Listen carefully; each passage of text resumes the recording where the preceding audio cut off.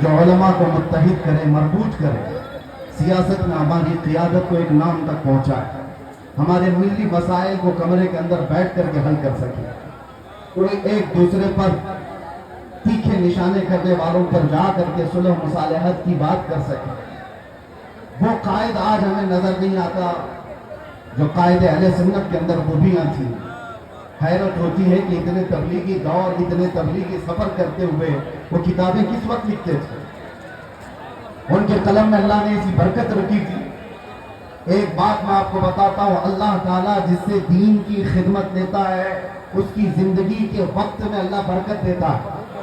وہ تھوڑے سے وقت میں بہت کچھ کام کر کے جاتا ہے، عام لوگوں سے یہ ممکن نہیں ہوتا۔ علامہ ارشد القادری علیہ رحمت و رضوان نے جو ایک قیادت کا اچھا چہرہ پیش کیا، کاش آج امت کو پھر سے ایک ایسا قائد مل جائے۔ اہل سنت و جماعت کے درمیان ایک ایسا اونچا چہرہ جس کے زلزلہ اور زیر و زبر سے پوری دنیا آج تک کانپتی ہے، جس کا جواب نہیں دیا جا سکا۔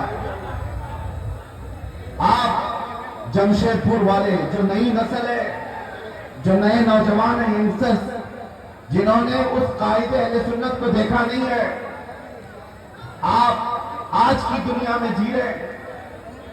تمہاری یہ خوش بختی اور سعادت کی بات ہے کہ پوری دنیا میں جس نے اہل سنت و جماعت کا درد لے کر کے تبلیغی سفر کیے وہ تمہاری زمین پر آرام کر رہا ہے، وہ اسی جمشید پور میں آرام کر رہا ہے۔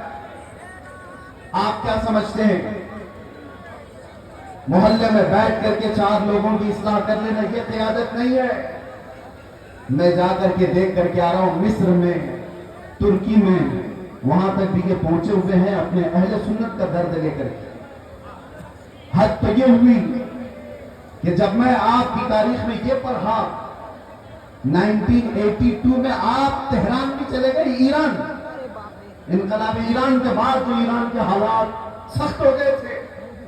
کیوں گئے میاں؟ آپ سنی عالم ہیں، شیعوں کے ملک میں کیوں گئے؟ اس لیے نہیں گئے تھے کہ شیعوں سے لفافے لے کر آئے اور اپنا محل بنائے، بلکہ اس لیے گئے تھے کہ تہران میں 5 لاکھ سنی مسلمان جیتے تھے، ان کے مستقبل کی فکر کر کے ہندوستان سے وہ ایران پہنچے تھے۔